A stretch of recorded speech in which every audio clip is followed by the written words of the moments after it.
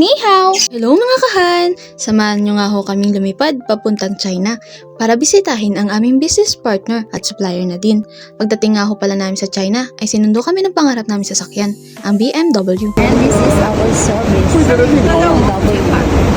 Yan nga ho at pinagbuksan pa ako ni Bro Halin. Hanggang dito ho, ako ang totoong madam ng hand granite.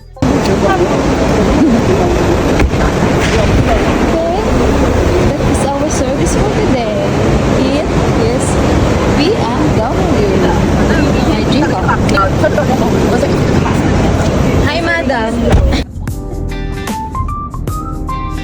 欢迎汉花岗岩来到中国。 O akala nyo ako na? Tinranslate ko lang yan at talagang dihado ako dyan. Yeah.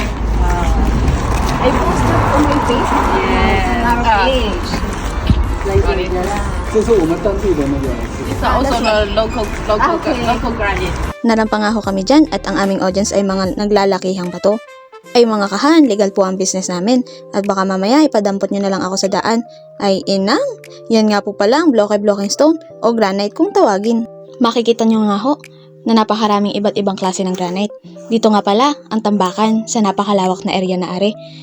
At para din ho sa inyong mga kaalaman, dito ho kami kumukuha ng stone o granite na aming ginagamit sa mga proyektong ginagawa at binibenta namin. Chinek na nga din ho namin ang granite na madalas namin i-import. Abay kitang-kita na napakadami pa din nilang stocks, kaya huwag kayong mag-alala, hindi tayo mauubusan mga kahan. Pagkatapos nga ho ay nagtungo na kami sa fabrication at ipapakita po namin kung paano ikat ang naka-blocking granite.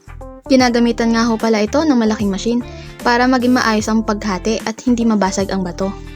Pagkatapos nga ho ay papahigain at isa-isa itong ilalagay sa polishing machine at kahit isang manpower lang ang kakailanganin ay mayaangat agad ang stone o granite gamit ang polishing machine. Ay walang kahirap-hirap, dito nga ho sa prosesong ito, pinapakintab at pinapolish ang surface ng granite. Madami-dami din yan mga kahan, laking tulong na nga ho ng machine para mapabilis at maging maayos ang pagpapakintab at pagpolish. Pagkatapos nga ho, ilalagay na sa malawak na area para i-organize at ready to sell na sa mga client. Ang susunod naman ho ay isisil na ang mga granite ng maayos para di mabasag at saka naman ito i-export papunta sa atin sa Pilipinas mga kahan. At yun lang mga kahan, ako nga pala si Ludi Levantino de Humo aka Kim, ang Chinese ng hand granite. Ni hao! Tatango nga ho ako diyan at kahit hindi ko maintindihan ang sinasabi nila ay mga kahan, niyayakag pala kaming kumain ng business partner namin. Akala ko kung ano na. Dito nga pala sa China ay paboritong inumin ay tea. Kaya inom tayo mga kahan. Cheers! Kunwari po ay gustong gusto ko.